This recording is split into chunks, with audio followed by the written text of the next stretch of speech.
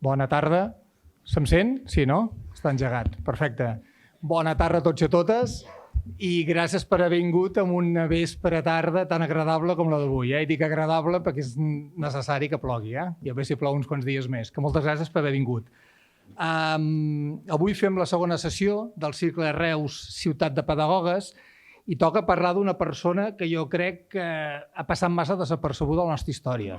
I em refereixo a Teresa Miquel. Les primeres persones que em van descobrir de Teresa Miquel, ja fa un fotimer d'anys, jo diria uns 20 o 20 i pico d'anys, no soc tan jove com se'm veu, no. Van ser dos dels meus referents intel·lectuals, vull dir que els trobo a faltar moltíssims, que va ser el Xavier Amorós i el Ramon Amigó. Sobretot va ser el Ramon Amigó. I el Ramon Amigó sempre em destacava que en uns temps tan difícils que la majoria callava i es preocupava per les seves coses, hi havia gent que discretament, a una segona fila, fent aquella tasca de formigueta tan necessària ahir, avui i sempre, treballaven per la llengua, per la ciutat, pel país, també pel centre de lectura, i era la Teresa Miquel. I després el Xavier Amorós, aquelles entrevistes a casa seva, inoblidables, vull dir, vaig aprendre tant d'ell, vull dir que el trobé a faltar, és que era aquell pou, no cal que els hi digui, sempre m'explicava l'anècdota que a finals de la guerra, cap a l'any 1938, quan podem dir que la ciutat ja estava vençuda i pel avenç dels feixistes, ell, el Xavier, sempre m'explicava que la gent estava desmoralitzada pels bombardejos, per la fam, etc. I sempre deia que a Reus hi havia dues persones que en públic sempre cridaven a la resistència. Que fos com fos, s'havia de resistir per la llibertat, per la democràcia i pel país. I una d'aquestes dues persones se pot imaginar que era la Teresa Miquel. I ell ho posava amb èmfasis dient que amb aquells ànims de derrota doncs hi havia dues persones i una era la Teresa Miquel i tota la feina que va fer posteriorment. Doncs bé, per parlar de Teresa Miquel, avui tenim la Neus Anglès i Borràs, que jo crec que és la persona idònia, com podeu comprovar d'aquí breus moments. Tampoc no fa molt que la conec, relativament poc, però ja dic que és un valor en alça. I ja veureu, després m'adoneu la raó absoluta. Graduada en Història i en Dret a la Universitat Rovira i Virgili, actualment està cursant el màster en Recerca Avançada en Estudis Humanístics, ho he dit bé? I està vinculada al grup de recerca ISOCAC de la URB, és deixeble del Ramon Arrabat, del doctor Ramon Arrabat, i jo m'agrada la seva persona, jo crec que la Teresa Miquel avui estaria orgullosa, perquè la Neus també és una persona compromesa amb la seva ciutat, amb la cultura, amb la vessant més d'història, i ja veureu que és una persona molt inquieta, molt de... No em miris d'aquesta manera, fas passar vergonya, amb molta força vital, com podran comprovar.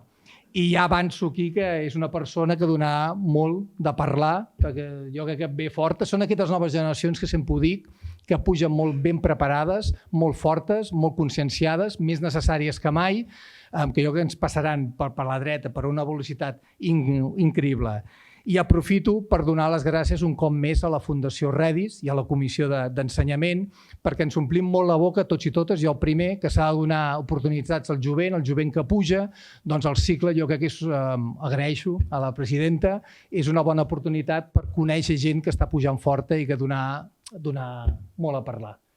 Doncs moltes gràcies. Us deixo amb la Neus. Neus, endavant. Ara que sembla molt probable una més gran expansió de l'ensenyament del català i en català, cal que les persones que s'encarregaran d'aquest ensenyament es responsabilitzin i es preparin. No basta de tenir bona voluntat ni de seguir el corrent, sinó que cal estar en condicions. I la pròpia llengua, com totes, per ensenyar-la cal haver-la presa. Ara bé, essent la nostra, serà més fàcil. Teresa Miquel i Pàmies, homenatge a Pompeu Fabra, revista del Centre de Lectura, 1968. Bon vespre a tots i a totes. Com ha dit el meu amic, company i camarada Joan, soc la Neus Anglès i Borràs i per mi és un gran plaer poder estar avui amb tots i totes vosaltres. En primer lloc, voldria agrair a la Fundació Privada Redis l'impuls d'aquest cicle de conferències Reus, Ciutat de Pedagogues. Molts dels actes culturals de la nostra ciutat es donen gràcies a la Fundació i en part també gràcies a ella, i som persones com jo, joves historiadores. En segon lloc, gràcies Joan, per confiar sempre en mi i per la teva mirada atenta i per la teva estima incondicional. I d'última hora m'han informat que està el nebot net de la senyoreta Miquel, Albert Villa, que entenc que ets net de la neboda directa de Teresa Miquel, de Teresa Miquel Vila, o com? Teresa Miquel i la tieta de la meva mare. Vale, doncs sí, ok, d'acord, genial. Doncs moltíssimes gràcies per haver vingut. Em fa molta il·lusió. La responsabilitat creix, però bueno. I al capdavall, gràcies a tots i a totes per assistir-hi, malgrat aquest temps. Teresa Miquel i Pàmies, l'ensenyament del català com a trinxera, crec que sintetitza molt bé l'experiència vital, laboral i cultural d'aquesta gran pedagoga. Així doncs, jo avui us parlaré una miqueta de la senyoreta Miquel, que és com la coneixien els seus alumnes. Aquestes dues fotos, aquesta d'aquí la va cedir Teresa Miquel Vila a l'Agnès Toda per una entrevista que li va fer el 2020 a la revista del Centre de Lectura, i aquella foto d'allà és la que apareix en els diferents llibres de Carme Puyol, el Llunari, Dones als carrers de la ciutat de Reus, etc. Amb tot, ja per concretar, abordarem la seva faceta personal, la seva carrera professional i la seva tasca cívica, però tampoc no m'allargaré gaire perquè m'agradaria que al final poguéssim fer una mena d'assemblea i compartir records, anècdotes i coneixements sobre ella. Teresa Miquel i Pàmies va néixer a Reus el 2 de gener de 1900. És una data que a mi em fa molta il·lusió perquè el meu germà i jo també vam néixer el 2 de gener, 11 anys després. Llavors, mira, sempre és un plaer haver nascut en un dia com una persona com Teresa Miquel i Pàmies.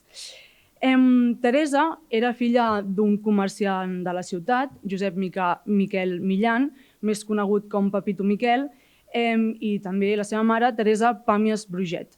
Aquests dos tingueren dos fills, Teresa i Josep Miquel i Pàmies, 3 anys menor que la seva germana i també molt conegut a la ciutat de Reus. Enòleg de formació, fou regidor per Acció Catalana a l'Ajuntament de Reus des de 1931 fins al final de la Guerra Civil Espanyola dels anys 30 del segle XX. Podem dir que el contacte amb el català en un espai formatiu oficial l'experimentà des de ben joveneta, i és que Teresa Miquel i Pàmies va estudiar en una de les primeres escoles que ensenyaven el català a Reus, el col·legi regentat per Teresa Mallafré, que era privat i laic. Allà hi estudià fins als 16 anys i hi va aprendre, entre d'altres, llatí i grec. La seva formació es complementà al Centre de Lectura de Reus, on hi va aprendre anglès i francès a les classes de la senyoreta Teresa Barrufet. Miquel Pàmies s'especialitzà en francès per l'Institut Francès de Barcelona i obtingué el títol a Madrid. Després va fer una estada d'1 any a Tolosa de Llenguadoc. Abans de res, això ens porta en una reflexió, ja que amb aquesta informació hi veiem dues qüestions que val la pena que remarquem. Per una banda, l'escolarització de Miquel i Pàmies i la corresponent alfabetització i instrucció, cosa poc comú entre les dones d'aquell moment. Val a tenir en compte que a la ciutat de Reus hi havia un percentatge d'analfabetisme femení del 86% i l'etapa d'escolarització de les dones era molt més curta que la dels homes respecte a la dels homes. Les dones, doncs, quedaven relegades a les tasques de cures i sovint a l'àmbit privat domèstic. D'altra banda, el fet que la pedagoga pogués anar a Barcelona a estudiar i després a Tolosa de Llenguadoc a viure, mostra també un fet atípic en el si de les famílies de la primera meitat del segle XX. El fet que una dona jove pogués experimentar aquest seguit de qüestions és, si més no, important a ressaltar. Així doncs, ens trobem davant d'un cas específic en què es donaren unes condicions favorables, tant de classe com familiars. i que explicaren gran part de la trajectòria de Teresa Miquel i Pàmies. En ple context de la Segona República, el 1933, Miquel i Pàmies es presentà als exàmens convocats per la Universitat Autònoma de Barcelona. Cal dir que ens situem en un moment en què fou possible la cooficialitat del català, es normalitzà l'ús de la llengua pròpia i també assolir la normalitat, l'estudi i l'aprenentatge de l'idioma a tots els nivells d'ensenyament.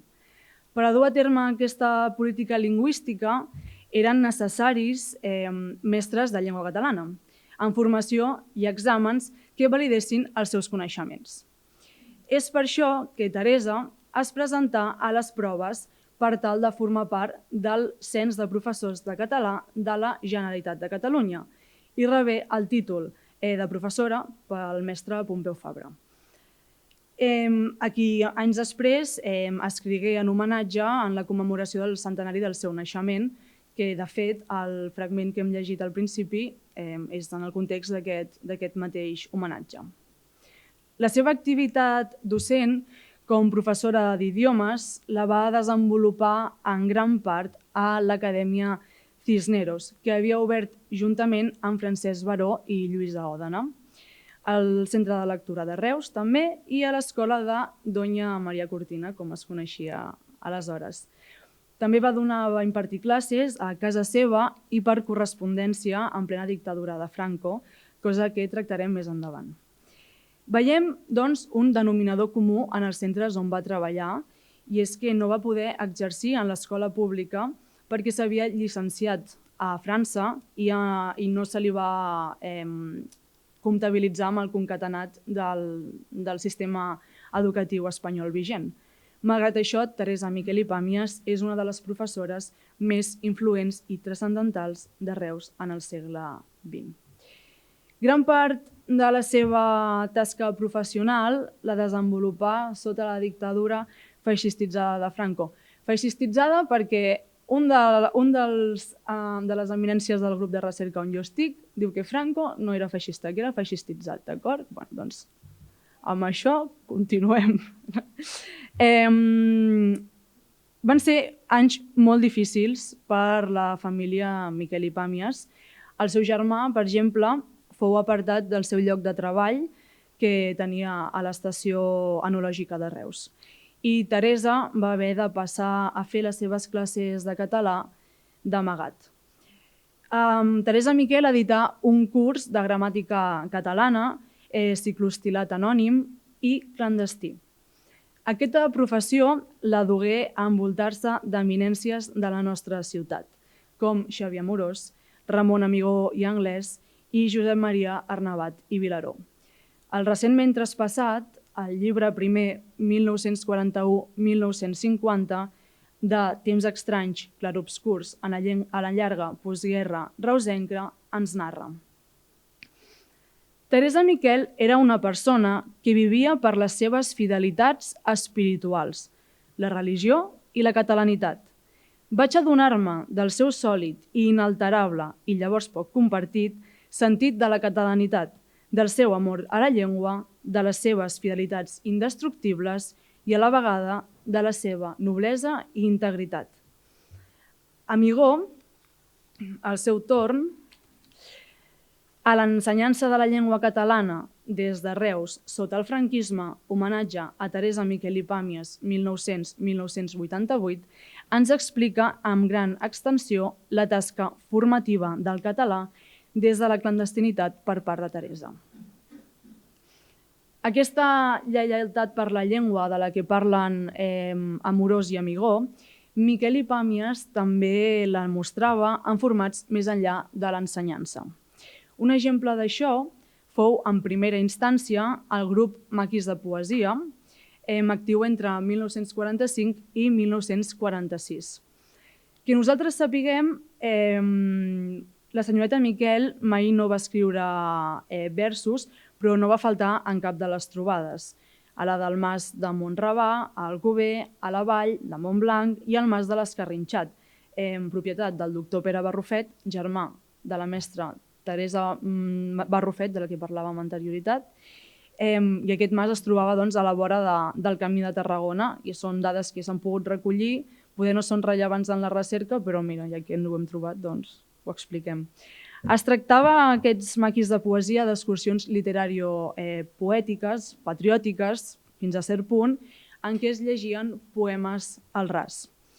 3 anys més tard, el 1949, Teresa va figurar entre les primeres persones a contribuir al sosteniment dels Amics de la Poesia, un grup que s'havia creat en un sentit autònom dintre de la secció de lletres del Centre de Lectura que havia estat clausurat quan les tropes del general Franco van ocupar la ciutat i que s'havia reobert feia escassament un any. Sota aquest nom es tenia com a finalitat donar a conèixer el moviment poètic i, doncs, la situació de la llengua i dels seus conreadors mitjançant lectures i intercanvis. Tal com Xavier Ferrer explica a Ramon Amigó i Anglès, pedagog del territori 1925-2011, aportació a la sociabilitat cultural, alguns dels membres integrants foren Josep Maria Arnabat i Vilaró, Xavier Amorós, Ramon Amigó i Anglès, Teresa Miquel i Josep Miquel, Antoni Correig, Joaquim Bargalló, Lluïsa Òdena. Mentrestant, es van publicar els 2 primers llibres en català després de la Guerra Civil. El 1946, el primer, Gamma, de Josep Maria Arnabat, recordem, alumne de Teresa Miquel i Pàmies, i el segon, el 48, L'Arma i l'Estel, d'Antoni Correig, company infatigable de Teresa Miquel i Pàmies. D'altres activitats d'agitació cultural i de reivindicació del català en què la senyoreta Miquel tingué un paper rellevant fou, per exemple, l'oferta d'uns premis comarcals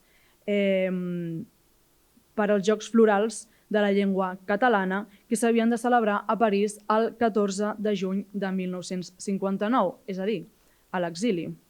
A això podem trobar més referències al llibre d'Agnès Toda, als Jocs Florals en l'àrea d'influència de Reus, en la primera postguerra. Es tractava d'un grupet de gent que girava a l'entorn de la senyoreta Miquel i amb la senyoreta Miquel participant-hi, que van tenir aquesta pensada i s'estengué fins al 1961. L'absoluta clandestinitat de l'ensenyament del català per part de Miquel i Pàmies va començar a esvair-se el 1959. A les pàgines 47 i 76 de la revista número 70 i 71, respectivament, de l'aleshores Revista del Centro de Lectura, hi apareixen anunciades un conjunt de 6 xerrades pròpiament sobre gramàtica catalana a càrrec de la senyoreta Miquel. Sábado 12 de abril a las 8, primera charla sobre gramática catalana por la señorita Teresa Miquel. Miércoles 16 de abril a les 8, i així fins a 6 xerrades. A mi em va semblar curiós, buidant les revistes, perquè fa gràcia, no? Unes jornades sobre el català, la gramàtica catalana, anunciat en castellà. Però això també mostra molt aquesta dicotomia que hi havia en aquell moment i com Teresa Miquel i Pàmies, tot i saber en la situació en què es trobava, ella va dir, doncs 6 xerrades, a falta d'una, 6, ja està, no passa res. Robert Miralles i Ramon Amigó consideraren aquestes 6 xerrades com la primera oferta en obert de cursets de català després de la guerra. Ramon Amigó escriví: la primera classe oberta de català al públic la va impartir la senyoreta Miquel, al Centre de Lectura, cap a l'any 1958, quan semblava, però només ho semblava perquè es tenen en mà testimoniatges de moltes prohibicions que es mantenien ben vives i fresques com si fossin acabades de néixer, que es començaven a afluixar les violències del règim contra la cultura catalana. Xavier Ferrer utilitza una altra data d'inici en relació amb les classes del Centre de Lectura i eixampla la informació a les classes de català que s'impartien a tot Reus. Xavier Ferrer diu: aleshores a Reus es feien classes, nivells elemental i superior, al Centre de Lectura, al curs 1959-1960. A l'Orfeó Reusenc i al Club Natació Reus Ploms, els cursos del 1962 al 63. El Reus Deportiu, del 61 al 62. I l'Associació Excursionista de Reus, cursos del 61 al 62 i del 63 al 64. Perquè veiem que hi ha una mica de debat fins i tot historiogràfic a l'entorn d'això, però que la vàlua de que Teresa Miquel fes aquestes 6 xerrades en primera instància, com que al capdavall jo considero, llegint les revistes del Centre de Lectura, que no van ser xerrades simplement informatives, ponències, sinó que tenien aquesta voluntat d'ensenyar, de transmetre, aquesta vessant didàctica, jo considero que també es pot veure, es pot considerar aquestes 6 xerrades com les primeres classes de català al públic després de la Guerra Civil. El que a mi més m'ha cridat l'atenció sobre la senyoreta Miquel són les classes de català per correspondència.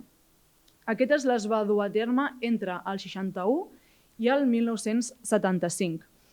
Jo n'era coneixedora d'això, però aprofundir en aquest tema m'ha fet copsar l'esforç de tants i tantes com Teresa per ensenyar i aprendre el català. Ensenyar i aprendre el català, que és tal com reivindicava la senyoreta Miquel.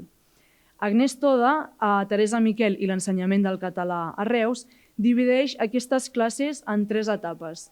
En la primera, Miquel Amigó i Robert Miralles treballaran colze a colze.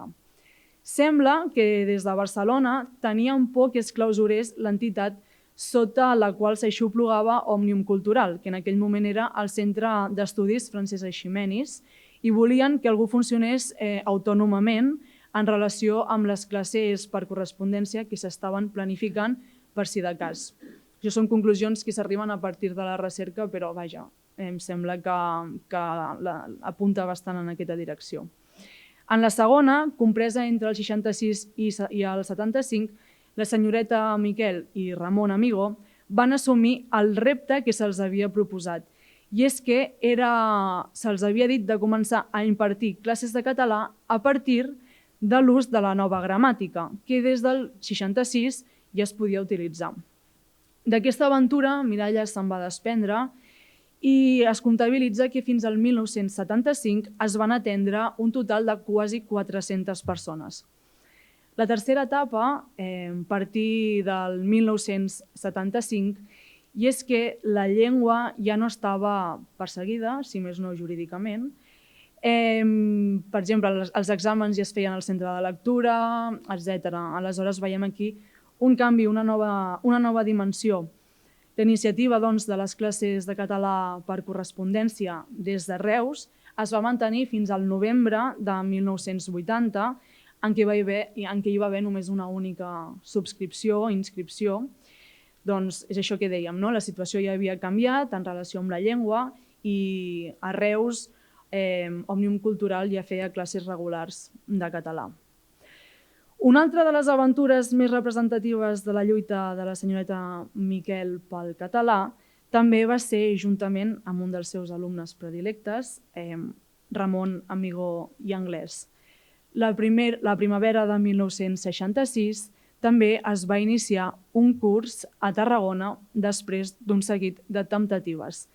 Cap al 64 o 65, les dades ballen una mica en aquest sentit, Amigó i Miquel van anar a Tarragona a parlar amb 3 persones que els havien indicat que eren catalanistes. Així ho recullen. Hi havia 3 persones que els havien dit que eren catalanistes. Clar, van dir a Tarragona, persones catalanistes, i aleshores Miquel i Amigó hi van anar. I els hi van parlar de la possibilitat d'un curs i davant del qual els van presentar la dificultat, cito literalment, d'obtenir el permís governatiu necessari. De fet, Amigó, en el llibre aquest d'homenatge a Teresa Miquel i Pàmies, recull com de sorpresa estava i bé, o sigui, ell explicava com Teresa Miquel era una dona que ho estava donant tot pel català, que ell es sentia deixeble d'ella i que anaven a Tarragona a parlar amb 3 catalanistes i que els hi van dir que no, que clar, que un curs de català poder no els deixaven per qüestions logístiques. I deia Ramon Amigó, home, ja.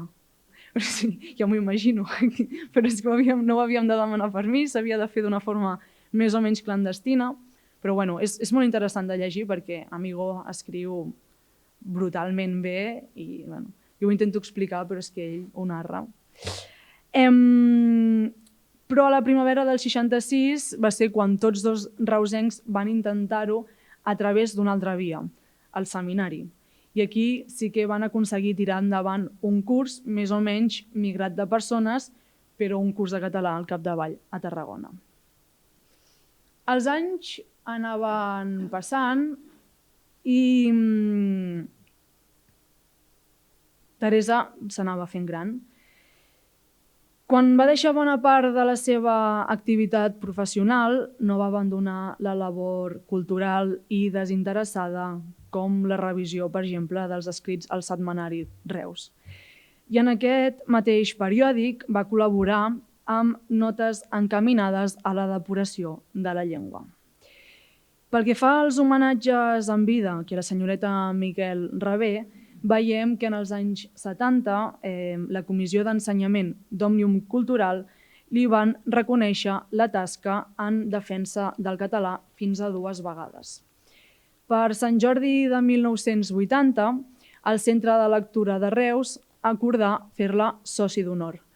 L'any 1985, l'Ajuntament de Reus obrí el que primer fou una escola d'EGB, amb el seu nom, Escola Teresa Miquel i Pàmies. De forma pòstuma, el 1994, l'Ajuntament de Reus acordà concedir a la senyoreta Miquel la medalla d'or de la ciutat i el gener del 2000 varen donar el seu nom a la plaça situada entre els carrers de Miramar i de la Muralla.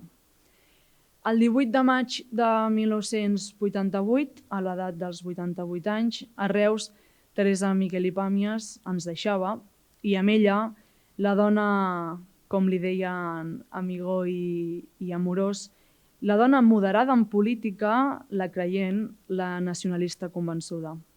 Amorós explicava que Teresa Miquel va ser sempre una dona molt independent, però lliurada a la seva família. Primer als seus pares, després al germà, l'esposa i els fills. Teresa mai no es va casar ni va tenir fills i això penso que és una cosa que considero rellevant fins a cert punt i que si voleu després podem desenvolupar perquè ara tampoc n'és pertinent. La mestra, severa, dura i recta i seriosa amb els alumnes, tal com citen Amigó i Amorós, però dolça a casa, tal com testimonia ja el 2020 la seva neboda Teresa Miquel Vidal, traspassar ens deixava. Però el que ha perdurat, i esperem que sempre perdurarà, és la seva actitud ferma i tenaç en relació amb l'ensenyament del català. També els seus coneixements, la seva passió i convicció traspassada als seus deixebles com Amorós, Amigó o Arnabat i Vilaró, i ofrenada a la ciutat de Reus. Teresa Miquel i Pàmies és una de les dones, una de les persones il·lustres més importants nascudes a la nostra ciutat i com a tal cal que seguim defensant-la, estudiant-la i reivindicant-la. Tal com la senyora Bargalló va informar la setmana passada, podrem seguir parlant i reivindicant la senyoreta Miquel a través de la sèrie documental que s'està duent juntament amb Canal Reus. Hem de ser exigents, ho hem estat els pocs durant els anys adversos. Gràcies a la nostra exigència hem mantingut viva la flama i l'hem transmesa a les minories que, sentint la mateixa inquietud nostra, han estat els nostres deixebles. Teresa Miquel i Pàmies, Reus, 1980. L'ensenyament del català com a trinxera. Moltes gràcies.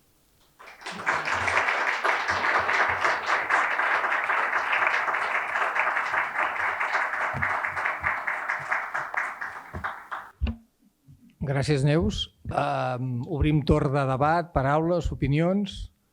Si algú té alguna pregunta, algun comentari, reflexions.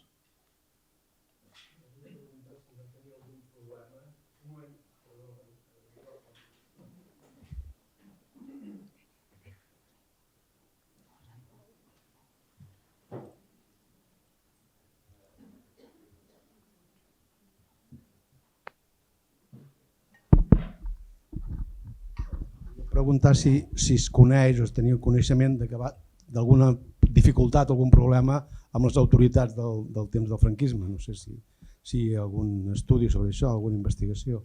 No es coneix. Que s'hagi registrat en la bibliografia no existeix res, i que s'hagi citat en, per exemple, el setmanari o la revista del centre o diferents diaris de la ciutat o periòdics que he consultat i he buidat, no hi ha res.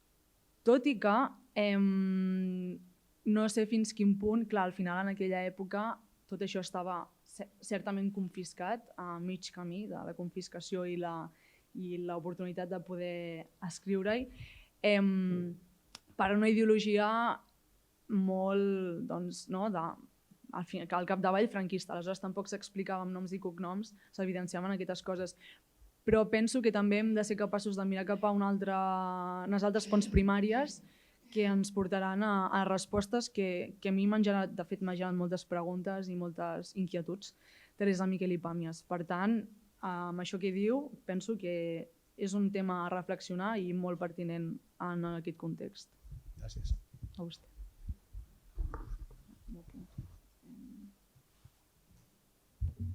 Alguna pregunta?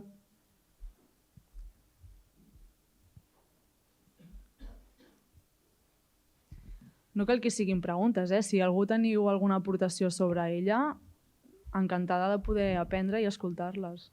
Es conserva d'alguna manera alguna part del seu arxiu personal o correspondència, alguna cosa que pugui emplear-se? Jo em pensava que com que Teresa Miquel i Pàmies al final és un personatge prou contemporani, es conservarien, per exemple, enregistraments de veu d'ella, d'imatge no, ja no hi comptava, però de veu sí, i amb l'Elisenda de l'arxiu vam estar mirant, no existeix res, al centre de lectura que tenim les mateixes gravacions tampoc hi són, i també pensava que poder s'hauria conservat alguna cosa, però que la família hagi donat o que existeixi, jo no en soc coneixedora, tot i que m'agradaria, perquè al final crec que tenia moltíssimes coses a aportar més enllà del que nosaltres coneixem. No. Sí que n'hi ha. Què hi ha? Sí. El què? T'ho explico. Com se va avançar la setmana passada, i ara ho ha dit la Neus, amb la Carlota Vendrell estem preparant la sèrie audiovisual. I el primer pas que estem fent és buscar imatges, arxius, etc. Jo aquest diumenge he somiat amb Reus, ja els he dit perquè he fet tot el que he pogut.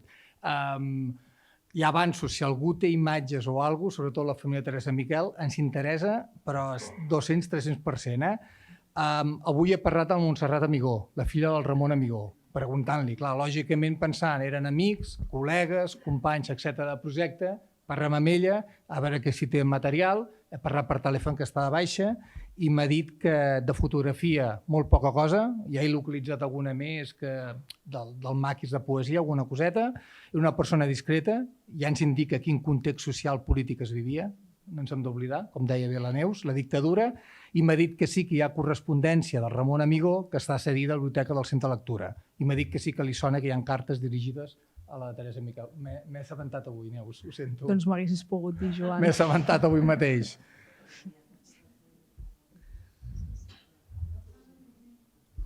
Jo el que volia dir és que l'havíem tingut com a mestre i sempre l'havíem tingut per una mestra molt exigent, però amb una gran capacitat i un gran treball. I diria que si a Reus no va tindre problemes és perquè era una persona que el que li interessava era el català, explicar-ho bé ben explicat, que els mestres, els nens es cobessin i no es posava en altres coses, la gent la respectava. O sigui, quan parlaves de la Teresa Miquel, un mestre no ens agradava gaire perquè era molt exigent, però com a persona tothom la respectava, i crec que els grans també, i no es van posar mai amb ella, era respectada. Bé, jo vaig ser l'últim alumne de la Teresa Miquel. És la sort de la meva vida com a patriota i com a docent que m'he dedicat a ensenyar. I algunes coses puc dir. M'explicava que l'examen aquest que va fer la va examinar Pompeu Fabra i li va preguntar una forma verbal determinada del verb saber, em sembla que era l'imperfecte subjuntiu, i ella va contestar bé, però Fabra li va dir sí, però a Reus hi ha una altra cosa. Recordava l'estada d'Eugeni d'Ors al balcó del Círcul, recordava amb vehemència la Margarita Xirgu al teatre, recordava l'estada a Prada pels festivals Pau Casals, algunes traduccions, si no recordo malament, d'alguna faula de La Fontaine al Seminari Reus per a dir el que no podia dir d'una altra manera. I no cal dir, com que vaig tenir la sort de fer-ho de gran, perquè vaig estudiar treballant, ella era gran, jo era adulta, i per tant la severitat ja no existia. Al contrari, suposo que per ella era aquest transmetre a les minories que la mateixa inquietud nostra els que han estat els nostres deixebles i que jo he procurat estar a l'alçada d'aquesta baula que m'uneix fins sempre més a la Teresa Miquel, a la senyoreta Miquel, vaja. Ja ella vella i jo doncs ja adulta, no gran, però adulta. I ara no sé, alguna fotografia, però ja de gran sí que la tinc, perquè alguna vegada amb amics comuns que havíem estat alumnes li havien fet algun concert privat per a ella i només per a ella, i llavors tenim algunes fotos i alguna amb ella ja molt velleta ella i jo gran, i que recordo un dia que em van convidar a anar a Escornalbó a conèixer el Josep Vicenç Foix i em van dir, te'l presentarem. Jo vaig dir no, perquè he d'anar a dir a la Teresa Miquel que ja soc llicenciada en Filologia Catalana i si no hi fos per unes hores no m'ho perdonaria mai. O sigui, ja era molt velleta ella, jo gran, però sí que realment és això que diu aquí, no?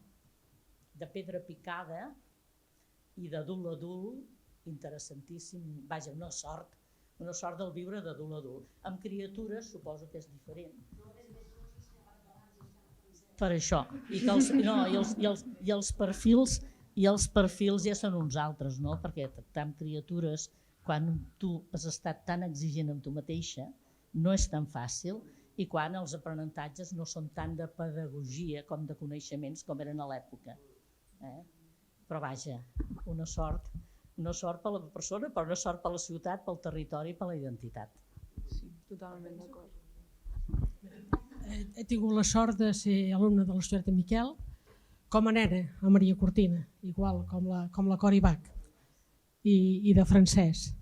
Però després, l'any 62, just abans d'acabar el batxiller, doncs en classe particular de català a casa seva, i quan se va acabar, doncs que feia 2 o 3 mesos que ja hi anàvem només 4, ens vam atrevir a dir-li a veure què devíem. I ens va dir que mentre que el català no fos una llengua oficial, ella no cobrava un duro per una classe particular de català. Per tant, i al darrere va afegir que no li portéssim res, que allò no es pagava realment. No es podien pagar aquelles classes, perquè aquelles classes eren totes una gran lliçó de tot, de docència, de saviesa i com a persona. Després encara vaig tenir la sort d'examinar a l'Institut Francès amb ella, però així hi ha molt de tu a tu, de tu a tu, molt individualment, de tu a tu mai, perquè ella sempre va ser per mi la senyoreta Miquel. Cada vegada que intentava de traduir-li una cosa del català cap al castellà i li deia, en castellà seria així, em deia, escolta, cada vegada que vulguis fer una traducció, això és com si fos la marca de l'esclau. De cap de les maneres, no tradueixis mai, ves directament al català. Tots els que anàvem amb mi, a vegades encara diem, quan ho fem alguna vegada, amb algun verb o així, encara en diem, la senyoreta Miquel diria que és la marca de l'esclau i no ho fem. I era una persona tan reservada de ser a casa seva i tan prudent, perquè ho era molt molt exigent a la classe, però així amb distàncies molt curtes, molt propera, quan la distància era curta, i em deia, saps els anys que hi he estat anant al cine? Molts, fa molts anys que no vaig al cine. Això molt al començament, perquè vaig perdre ja l'esma d'anar-hi. I vaig perdre l'esma d'anar-hi de quan s'havia d'aixecar la mà quan arribava al nodo. Per tant, per aixecar la mà em quedava a casa. Tot això us vull deixar constància que era una gran mestra de català, de castellà i com a persona immillorable. Ja li pot anar fent, hi ha biografies i reculls que ens els mirarem tots amb gran dedicació. Gràcies per tot el que ha fet. Gràcies a vosaltres. No, jo la vaig tenir que està obert, no? Sí. Jo la vaig tenir de llatí. Primer indirectament me copiava les traduccions que havia fet el Paulino, un company de curs, que els hi corregia ella, i després directament amb ella. I realment molt més sistemàtica que les classes de l'institut i tot, que havíem tingut el Valentí Fiol, nada menys. Vull dir que, però, malgrat tot, ella era allò que em mirava el verb, que si va en plural, mireu el subjecte en plural, una sistematització de la traducció, i per tant, en certa manera, crec que l'IDEC una sistematització en altres llengües, això, per aquesta visió tan sistemàtica de l'ensenyament.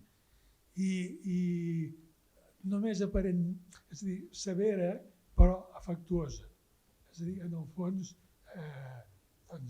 teníem un tracte cordial. Teníem de vegades una manera d'adreçar-nos nosaltres molt directa, i, en fi, en tot cas, d'un molt bon record. Gràcies. I gràcies per l'exposició, que ha estat molt bé. Moltes gràcies. I gràcies pels testimonis, no tenen preu.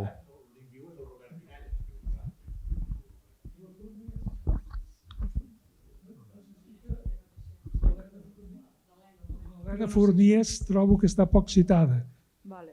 I és una persona que també va fer pel català en una certa època molt.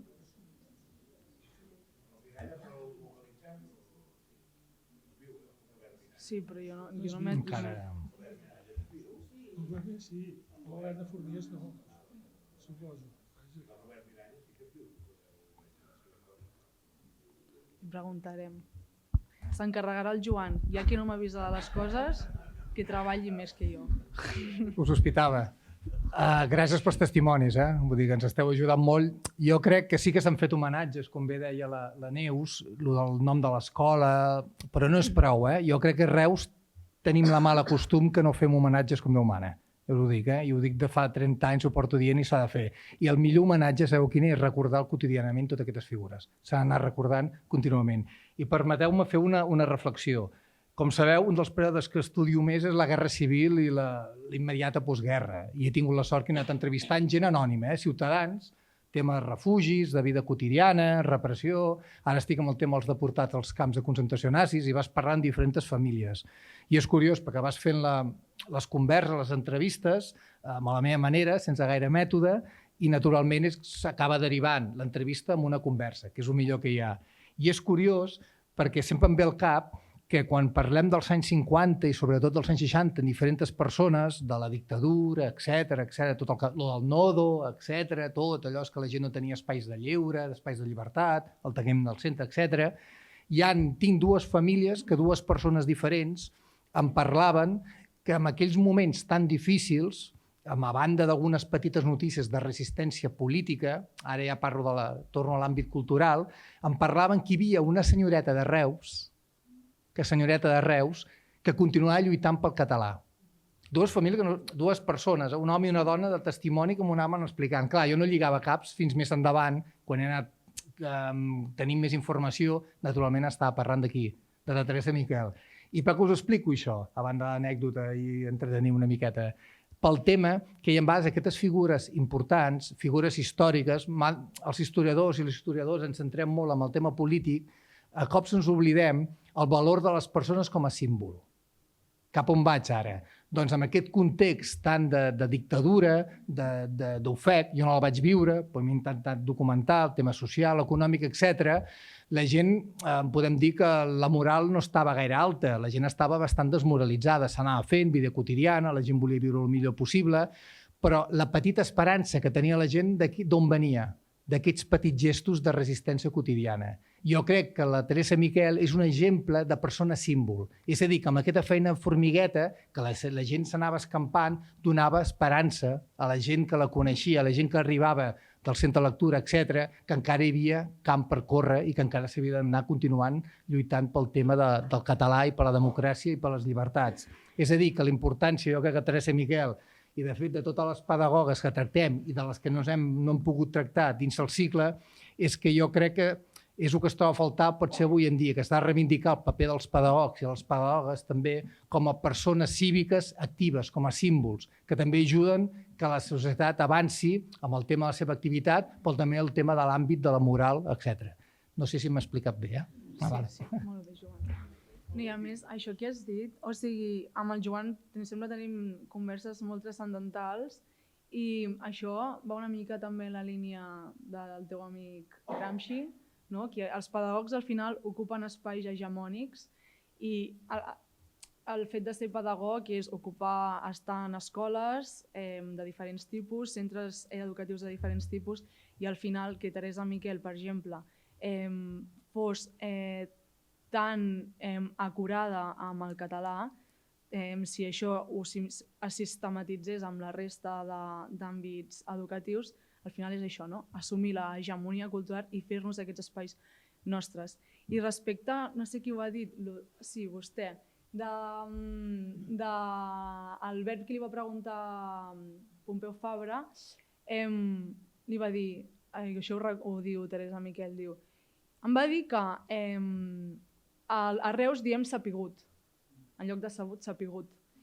I ella diu, ja, però és que per defensar el català necessitem parlar-lo correctament. I m'ha agradat que ho digués perquè ho vaig trobar molt curiós.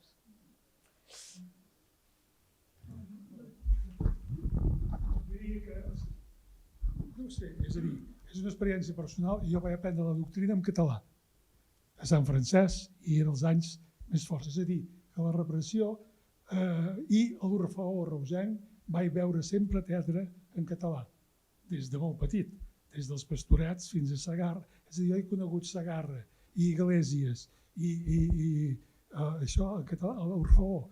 De manera que s'ha de tenir en compte algú que ha dit que les tenalles del franquisme aquí hi havia una mica de boat entremig, perquè hi havia gent que no deixava de ser de Reus i que encara que fossin del règim o el que vulguis, devien fer els ulls grossos, el que sigui. Però a mi la meva formació de doctrina això era en català i l'Orfeó i el Centre Catòlic. I fixem-nos que hi havia una activitat, s'ha de tenir en compte que hi havia una activitat com a permesa, o que sigui, però que forma part de la formació d'aquella època també. Si hi ha alguna intervenció, algun testimoni més? Ho deixem aquí? Doncs moltíssimes gràcies, Neus, i a tots vostès per haver vingut. Gràcies.